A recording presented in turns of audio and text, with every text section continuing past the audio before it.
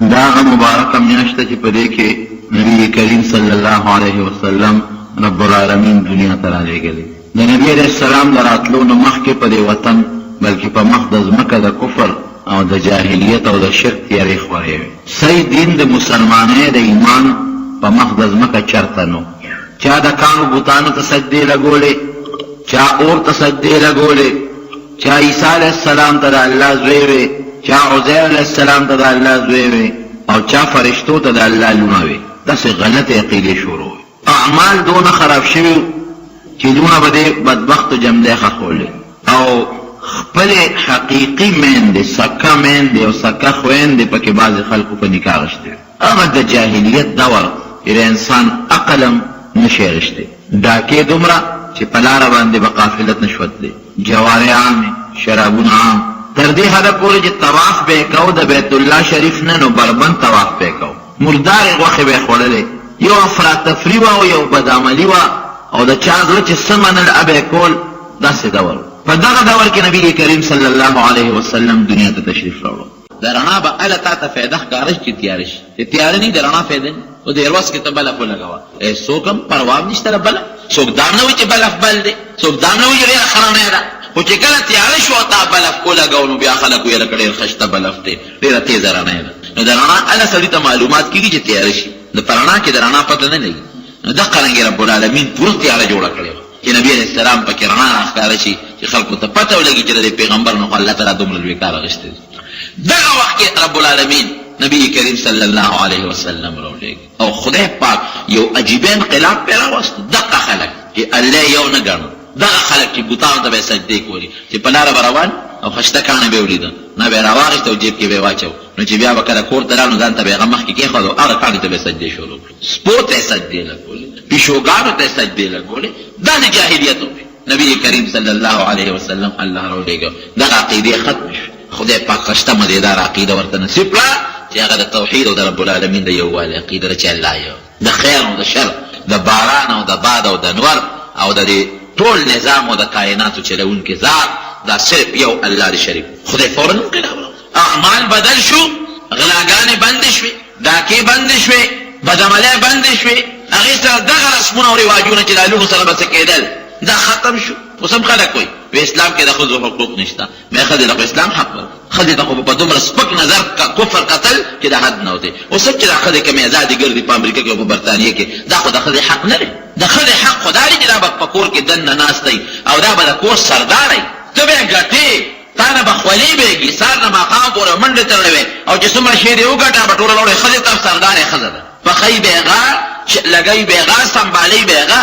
ښځې له خو اسلام حق ورکړی. بعضې خلک وایي یاره وایي د هلک دوی سي دي او د ښځې یو حصه ده. دا خو ښځه بیا کمه شوه. ګوره جناب ګټلې چا ده؟ سړي. نو چې سړی یې وګټي او تا هغه هم بیا د ښځې سره برابر کې یو حصه ولا د ښځې په شان ورکړي، دا خو بېانصافي ده بیا. یوه. دویم د ښځې خو ډېر حقونه دي، موږ پرې سوچ نه دی کړی. ښځه یو خو د پلار د طرف نه حصه واخېسته چې پلار یې مړ، یوه شوه. دویم یې د خاوند نه حصه واخېسته. د سړي خو هماغه یو حصه ده. ښځې بیا د خاوند نه او د خاوند نه کمه حصه د مهر والا حصه. هلته د پلار په مال کې حصه ورسېدله، دلته د خاوند مهر ورسېد. سړي ته خو مهر نه چې د ښځې نه مېلو شي، د ډبل حصه شو. ښه د هغې نه علاوه خاوند دې مړ شو، د خاوند په مال کې بیا حصه شته، مهر ورته مېلو شو. د ښځې خو ډېر حقونه دي، خو یاره که د شریعت په طریقه باندې مسلمانان خپلو ښځو له خپل حقونه ورکړي. نو نبي کریم صلی الله علیه وسلم چې رب العالمین راولېږي دنیا ته، دغه خلک چې دا زړی زنګ و زنګ او په زړونو باندې تور داغونه پراته او په خپلو بچو باندې رحم نه راته، د هغې نه رب العالمین داسې معاشره جوړه کړه چې تر قیامته پورې د هغې مثال به پیدا نه شي. او دومره محبت او مینه د نبی کریم صلی الله علیه وسلم سره رب العالمین پیدا کړه چې د هغې مثال به تر قیامته پورې پیدا نه شي. دا یاد وساتئ. حضرت ابوبکر صدیق رضی الله تعالی عنه په نبی کریم صلی الله علیه وسلم باندې چې کله ایمان راوړ، حضرت ابوبکر صدیق دا د پیغمبر علیه السلام ډېر نږدې ملګري دوستانو تقریبا مکه مکرمه کې یو ځای به ګرځېدل. نو چې کله نبي علیه السلام ته الله نبوت ورکړ، یا ایها المدثر قم فانذر وربک فکبر وثيابك فطهر والرجز فاهجر. نو لومبې دا دعوت یې حضرت ابوبکر صدیق ته ورکړ. په سړو کې ابوبکر ما ته خو الله نبوت راکړ، وایي د خدای رسوله بلکل په تا زما ایمان دی، تا منم، ته د خدای پاک رښتونی پیغمبر یې، بې د څه دلیل نه او بې د څه حجت نه په تا زه ایمان راوړم.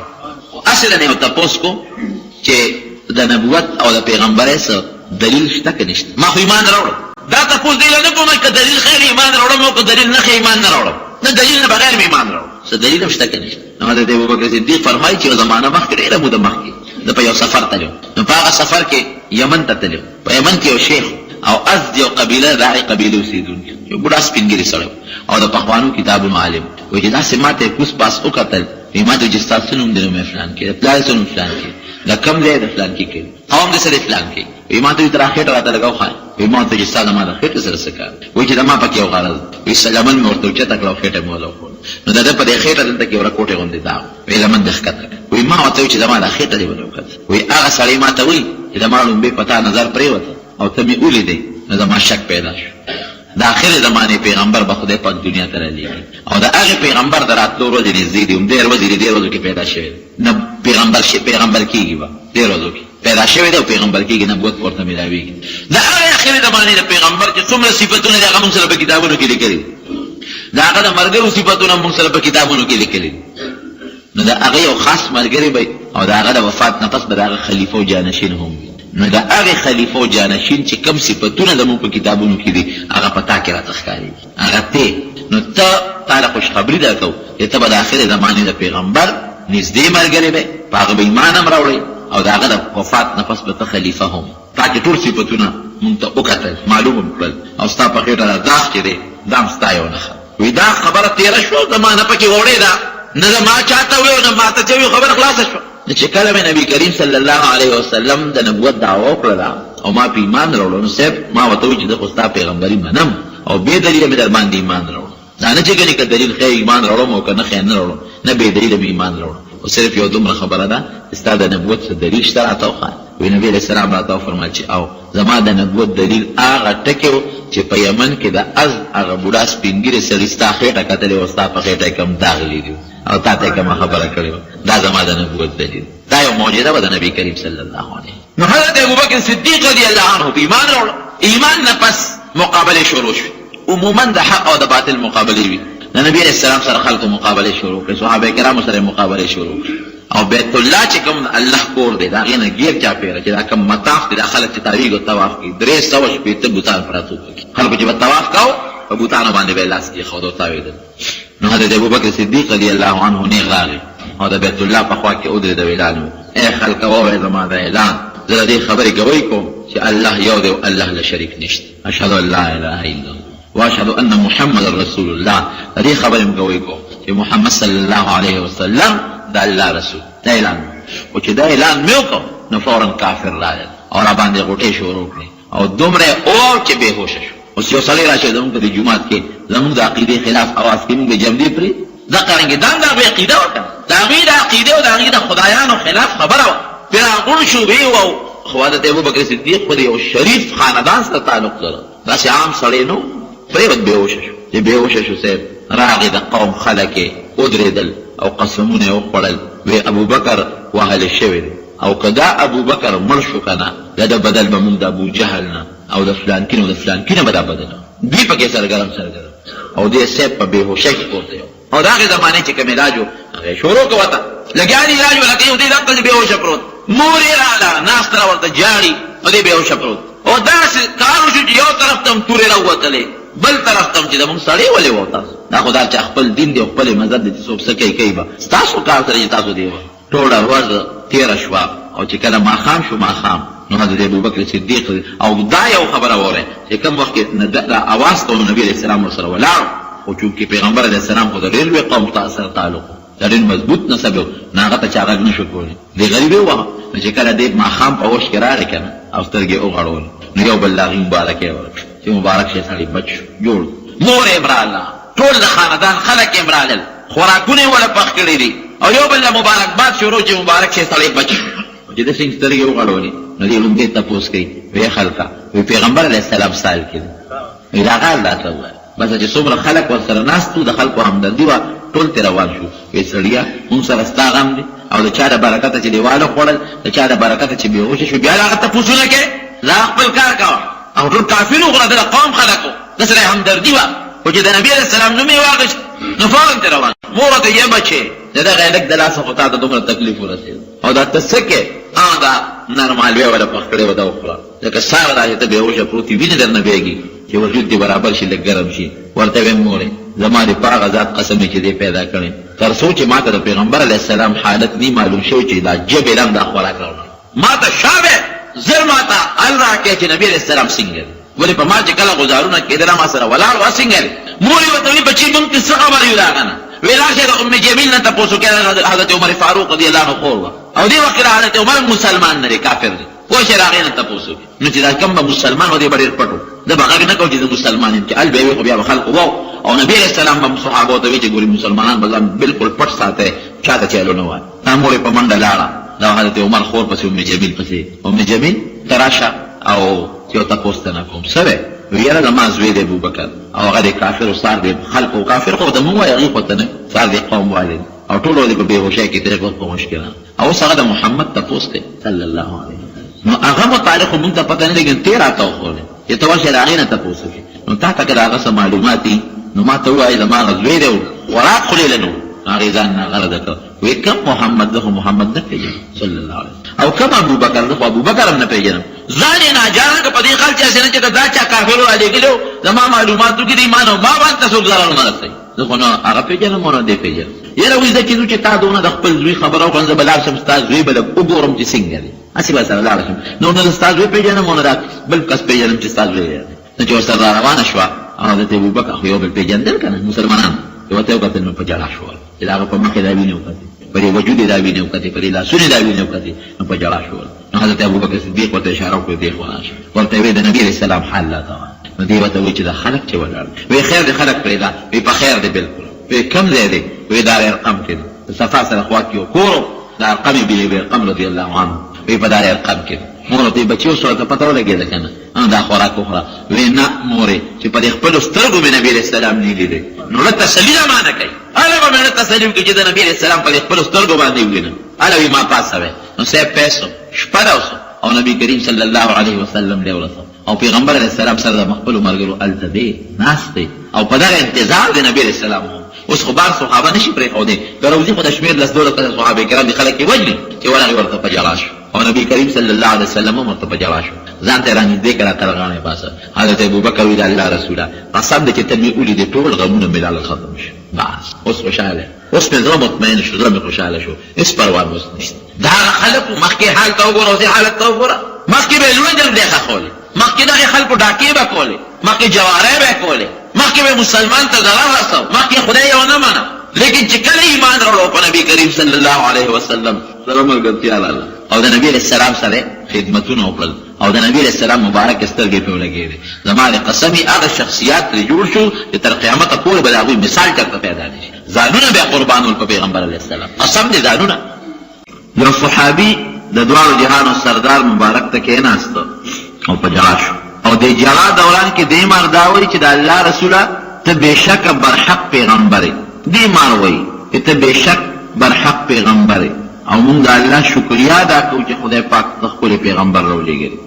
نبي علیه السلام ورته فرمایي چې لکه جاړې ولې دا خو رښتیا خبره چې د خدای رښتونی پیغمبر یم او د نبي علیه السلام په نبوت شکریا ادا کول پکار دي د جاړې ولې وی د الله رسوله ما ته د جاهلیت د زمانې یو واقع را یاده شو کله چې ته نوې راغلې مونږ خلکو به لونه جمدی ښخولې او دا به م ولې جمدی ښخولې دا یو خو په دې وجه چې دا لوی شي نو دا بس خوري څه ولا تقتلوا اولادکم خشیة املاق نحن نرزقهم وإیاکم ان قتلهم کان خطئا کبیرا رب العالمین فرمایي چې ګورې بچي د لوږې د وجې نه مه وژنئ چې دا به وږي شي ډوډۍ به د کمې نحن نرزقهم وإیاکم مونږ دوی لم رزق ورکوو تاسو له هم درکوو روزي رسان الله دی او د دې قتلول او وجل دا ډېره لویه ګناه ده روزي به څوک ورکوي روزي ګورې یو الله ورکوي انسان بسي او د انسان کار بسي کم عاقل آیت مذاهبه وجاهل جاهل تلقاه مرزوقا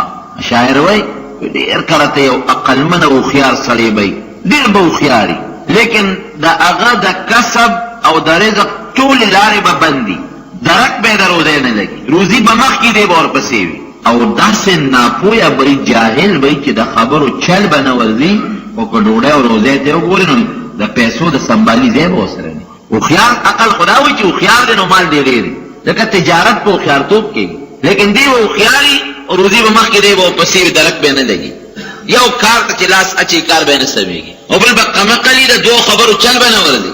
لیکن داسې مالدار به چې خلک به ورته پسخېږي. نو عقل او روزي په عقل نه ده، روزي په فضل ده. بس چې الله وغواړي نو چاله ورکوي، چې وغواړي چا نه والي.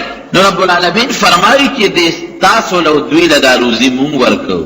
او ګورې د بچو قتل ډېر لویه ګناه ده، بچي به نه وژنې. اوس هم د امریکې دا یو سوچ دی، یو پالیسي په مسلمانانو کې روانه چې بچې دوی اچې ځای په دی دا پراپیګنډې دي.